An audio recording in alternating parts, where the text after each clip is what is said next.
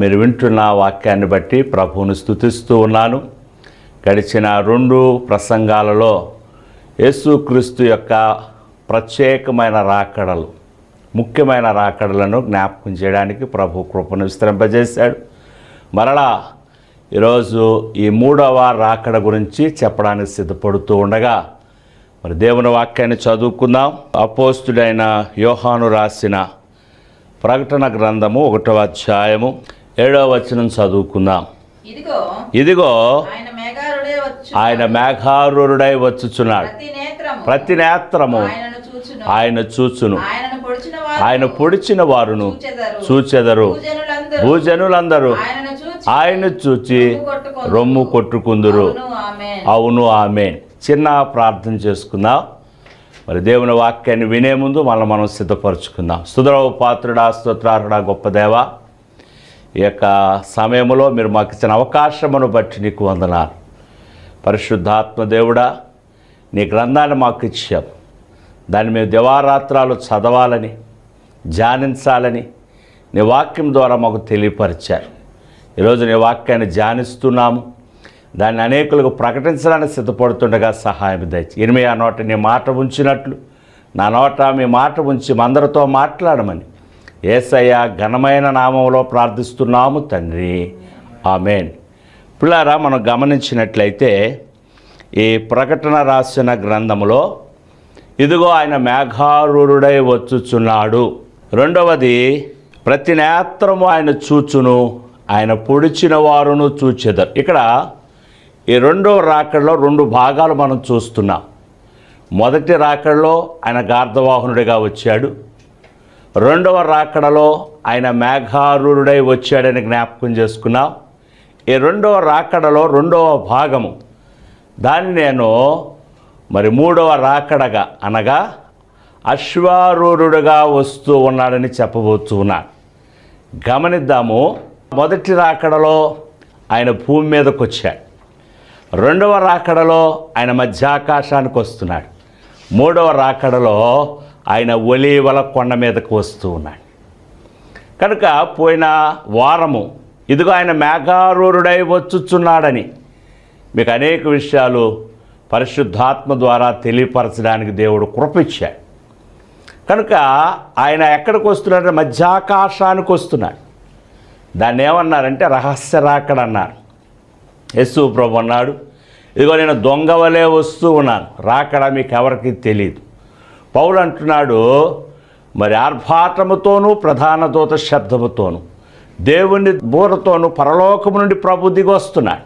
క్రీస్తునందున్న వారు మొదట లెగుస్తారు, మృతులైన వారు లేపబడతారు, ఆ మీదట సజీవులైన వారు ప్రభువుని ఎదుర్కొంటారని పోయిన వారం మనం జ్ఞాపకం చేసుకున్నాం.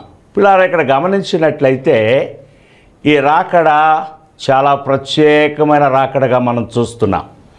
కనుక ఇప్పుడు ఆయన అశ్వారూఢుడుగా రాబోతున్నాడు. మేఘారూఢుడుగా వచ్చినప్పుడు ఆయన ఎవరు చూడలేరు, ఎందుకంటే మన చూపు కొంతవరకే. ఆయన మధ్యాకాశానికి వస్తాడు, రహస్యంగా వస్తాడు, అది కనురెప్పపాటులో ఉంటుంది, అది మెరుపు వలె ఉంటుందని జ్ఞాపకం చేసుకున్నాం. అయితే ఈ 2వ రాకడలో మనం జ్ఞాపకం చేసుకున్న తర్వాత ఈ 3వ రాకడలో ఇది బహిరంగ రాకడ. ఆయన బహిరంగంగా అందరికీ కనబడబోతున్నాడు. ఆ విషయాన్ని ఈరోజు మనం జ్ఞాపకం చేసుకుందాము.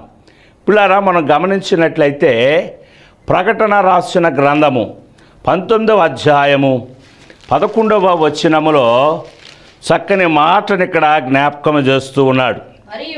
మరియు పరలోకము తెరవబడింది, చూచితిని, అదిగో తెల్లని గుర్రము ఒకటి కనబడెను, దాని మీద కూర్చున్న ఉన్నవాడు నమ్మకమైన వాడు, సత్యవంతుడును, నామము గలవాడు, అతని నీతిని బట్టి విమర్శ చేయొచ్చు, యుద్ధము జరిగించుచూ ఉన్నాడు.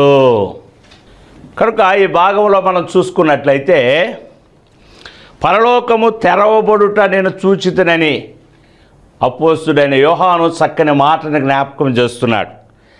తెరవబడినప్పుడు తెల్లని గుర్రము ఒకటి కనబడింది, దాని మీద కూర్చున్నవాడు నమ్మకమైన వాడు. ఈ తెల్లని గుర్రము మీద కూర్చున్నవాడు యేసు ప్రభు అని మనం గమనిస్తున్నాం. ఈయన ఎలాంటి వాడంటే నమ్మదగిన వాడు.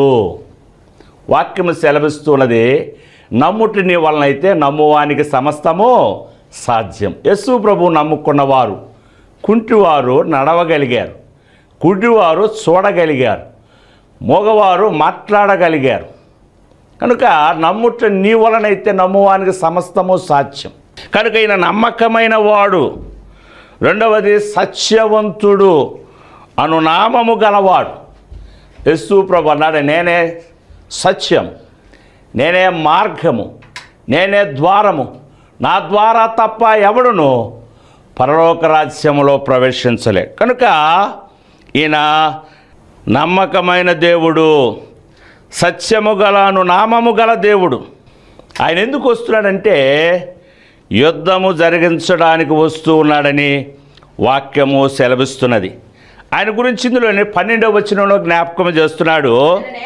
ఆయన నేత్రములు అగ్ని జ్వాలల వంటివి, ఆయన శిరస్సు మీద అనేకమైన కిరీటములుండెను.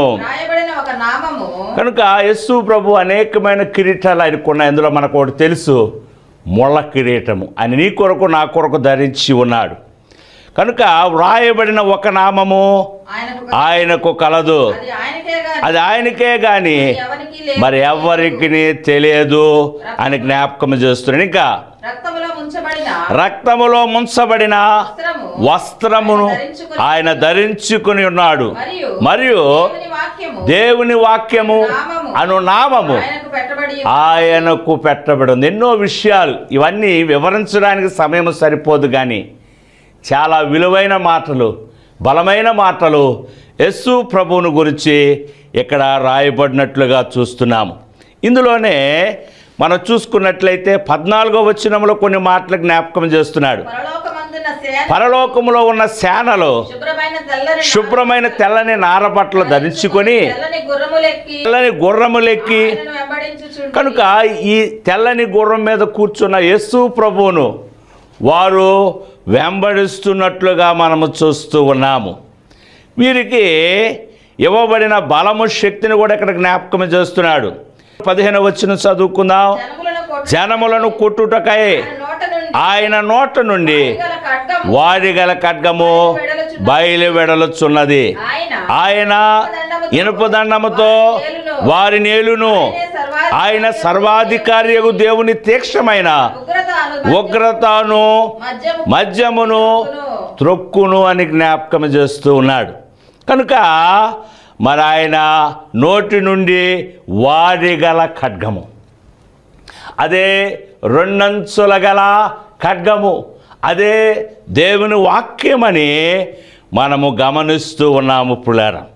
ఇందులో ఇంకా మనం చూసుకున్నట్లయితే 16వ వచనములో ఈయన గురించి ఏమి రాయబడిందంటే ఆయన రాజులకు రాజు, ప్రభువులకు ప్రభు అను నామము ఆయన వస్త్రముల మీద తొడల మీదను రాయబడింది.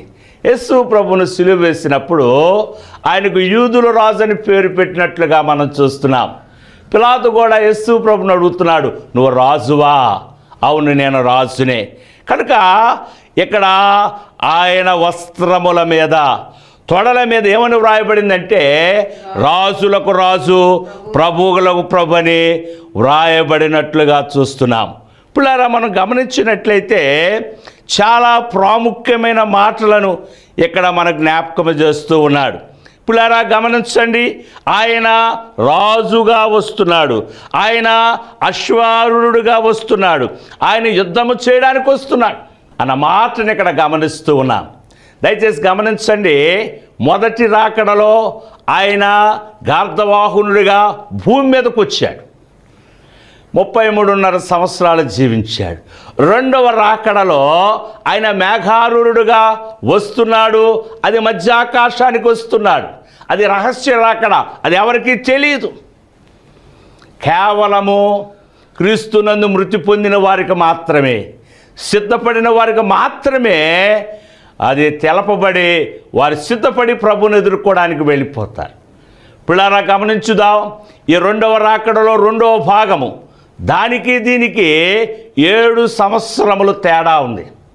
పిల్లారా మనం గమనించినట్లయితే ఆయన ఈ మూడవ రాకడలో ఆయన ఎక్కడికి వస్తున్నాడంటే ఒలీవల కొండ మీదకి వస్తూ ఉన్నాడు. ప్రవక్త అయిన జకర్యా తన గ్రంథంలో చక్కని మాటను జ్ఞాపకం చేస్తున్నాడు. చూడండి, జకర్యా రాస్తున్న గ్రంథము 14వ అధ్యాయము 3వ వచనంలో చూసుకున్నట్లయితే, అప్పుడు యెహోవా బయలుదేరి తాను యుద్ధకాలమున యుద్ధము చేయి రీతిగా అన్యజనులతో యుద్ధము చేయడానికి ఆయన బయలుదేరి వస్తున్నాడు. తర్వాత ఇందులో 4వ వచనం చూసుకున్నట్లయితే, ఆ దినమున అనగా ప్రభు అశ్వారూఢుగా వస్తున్న దినమున యెరూషలేము ఎదుట తూర్పు తట్టున ఉన్న ఒలీవ కొండ మీద ఆయన పాదములు ఉంచగా, ఒలీవ కొండ తూర్పు తట్టుకును పడమర తట్టుకును నడిమికి విడిపోయి సగము కొండ ఉత్తర తట్టుకు సగము కొండ దక్షిణము తట్టుకు విశాలమైన లోయ ఏర్పడుతుంది. కనుక ఇది ప్రత్యక్షమైన రాకడ, ఇది బహిరంగ రాకడ అన్నారు. ఆయన అశ్వారూఢుడిగా ఆ ఒలీవ కొండ మీద తన పాదములుంచగానే కొండ బ్రద్దలైనట్లుగా చూస్తా ఉన్నాం. పిల్లరా గమనించుదాము, ఏ కొండ మీద నుంచి అయితే ఆయన ఆరోహణమై వెళ్ళిపోయాడు, అదే కొండ మీదకి ఆయన రాబోతూ ఉన్నాడు. ఈ మాటను మనం జాగ్రత్తగా గమనించవలసిన వారమై ఉన్నాం. పిల్లారా, ఇదిగో ఆయన మేఘారూఢుడై వచ్చుచున్నాడు. ఇక్కడ ఒక పాట నాకు గుర్తొస్తుంది. ఆ పాట నాకు చాలా ఇష్టమైన పాట. మేఘం మీద యేసు స్వామి వచ్చుచున్నాడు, మేఘం మీద యేసు స్వామి వచ్చుచున్నాడు, మేఘం మీద యేసు స్వామి వచ్చుచున్నాడు,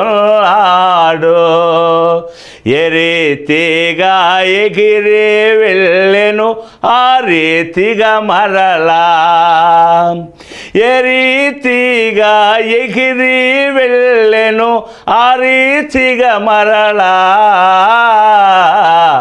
మేఘం మీద యేసు స్వామి వచ్చుచున్నాడు.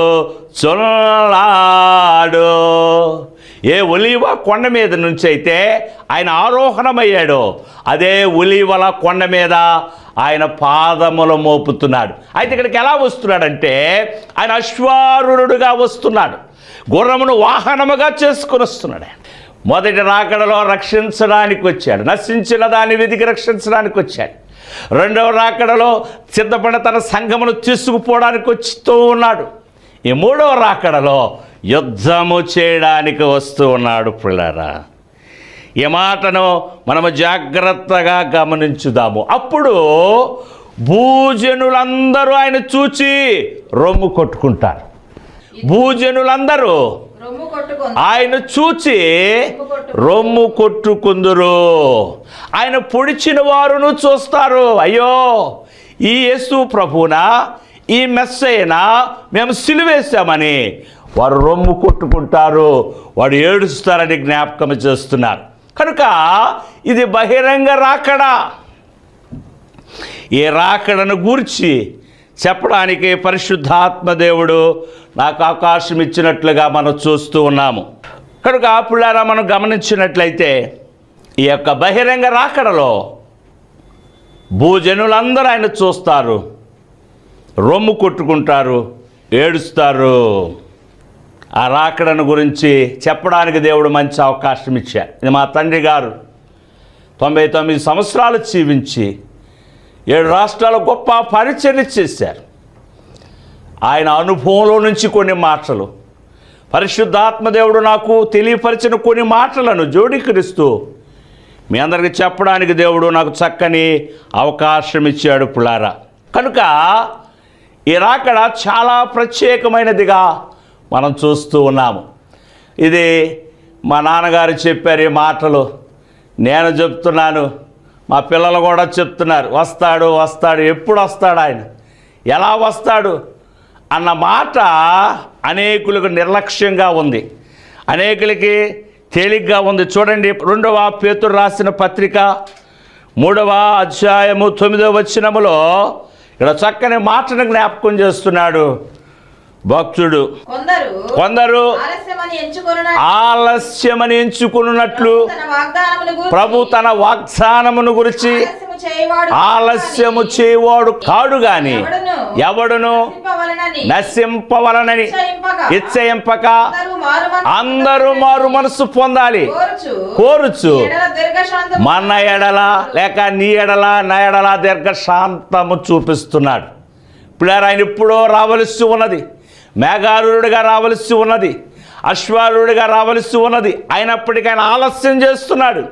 ఎందుకు ఆలస్యం చేస్తున్నాడంటే అంతటా ఈ రాజ్య సువార్త ప్రకటించబడాలి, అందరూ రక్షించబడాలి. అందుకోసమే యోగ్యత లేని నాకు ఈ టీవీ పరిచర్య ద్వారా అనేకులకి మాటలు తెలియచేయడానికి దేవుడు అవకాశం ఇచ్చి ఉన్నాడు. బహుశా ఈ మాటలు చెప్పడానికేమో ప్రభు రాకడ ఆలస్యమైందని నేను జ్ఞాపకం చేస్తూ ఉన్నాను.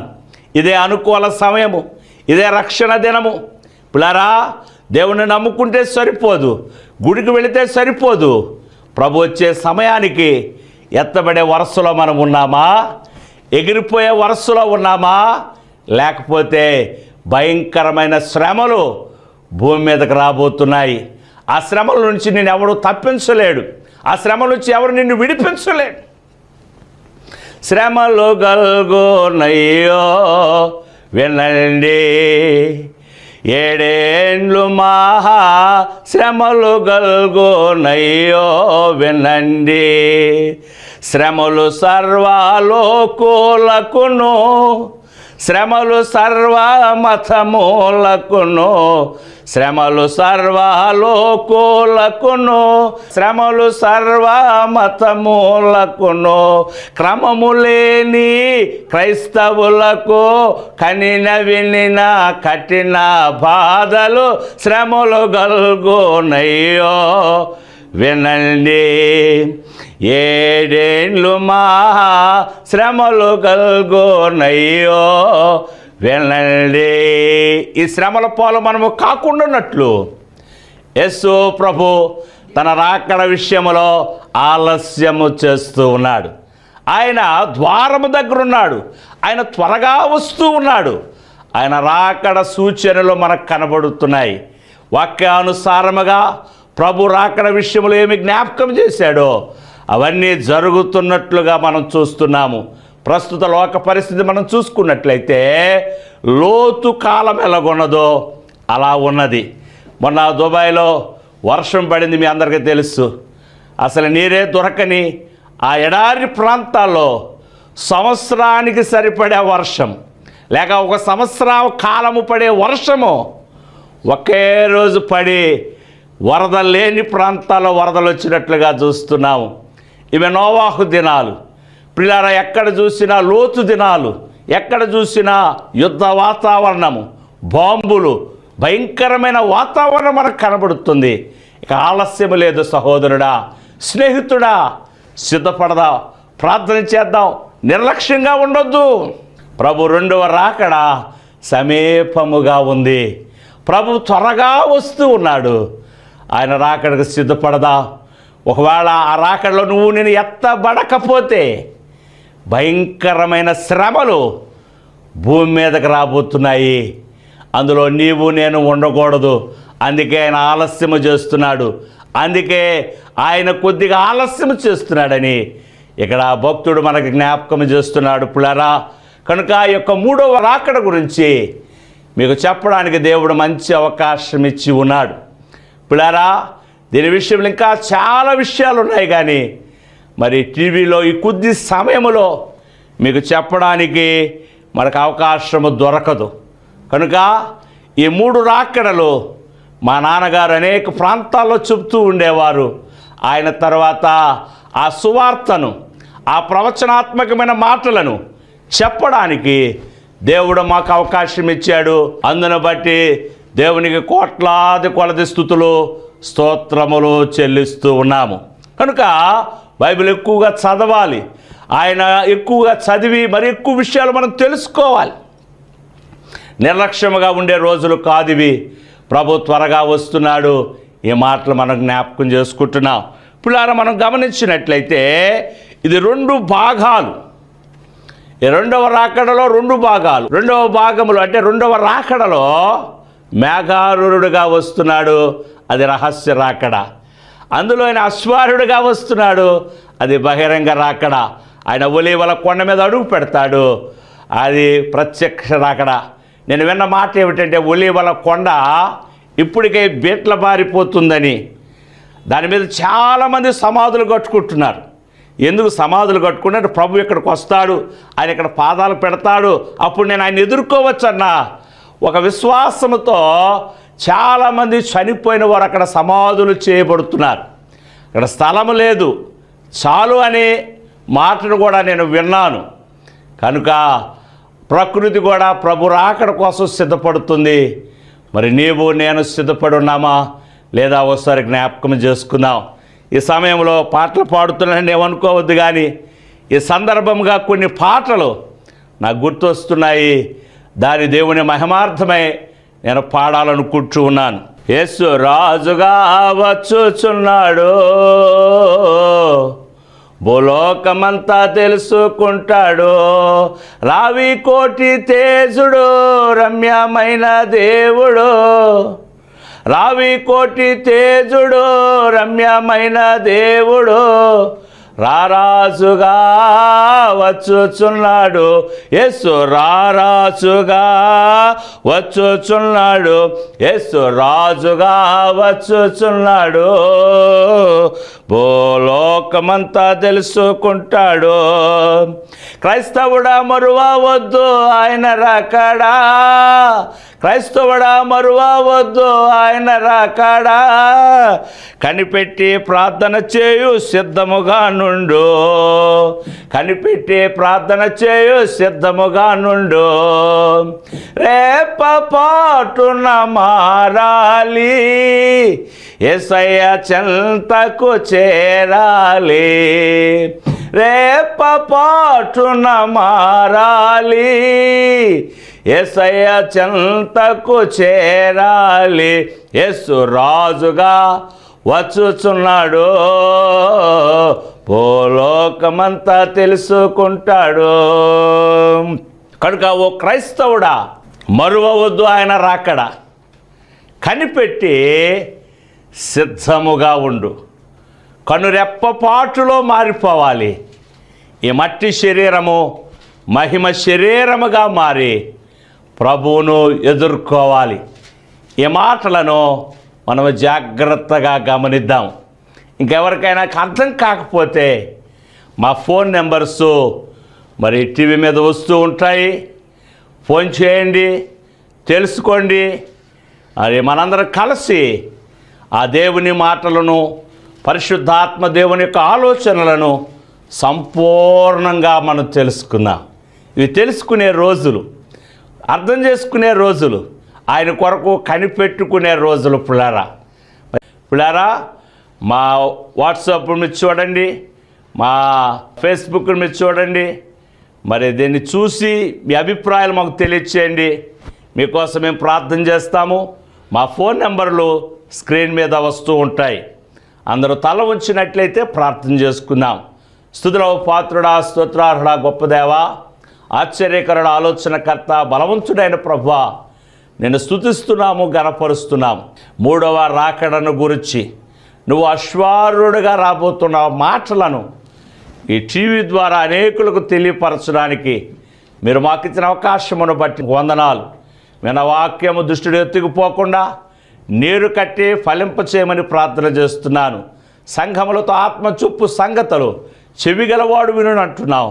వినగలిగిన చెవులు మాకు దయచేయమని మా కొరకు అతి త్వరగా రాబోచున్న నజరేయుడైన యేసుక్రీస్తు నామములో ప్రార్థన చేసి వేడుకుంటున్నాము తండ్రి. ఆమేన్. అందరికీ వందనాలు. మరి మా కోసము, మా పరిచర్య కోసం మీరు ప్రార్థన చేయండి. మీరు ఎవరైనా ప్రేరేపించబడినట్లయితే ఈ టీవీ కార్యక్రమం కోసం మమ్మల్ని సంప్రదించవలసిందిగా జ్ఞాపకం చేస్తున్నాను. మన ప్రభువైన యేసుక్రీస్తు కృప, దేవుని సహాయము, పరిశుద్ధాత్మ తోడు మనందరికి తోడుగా ఉండి నడిపించునుగాక. ఆమేన్.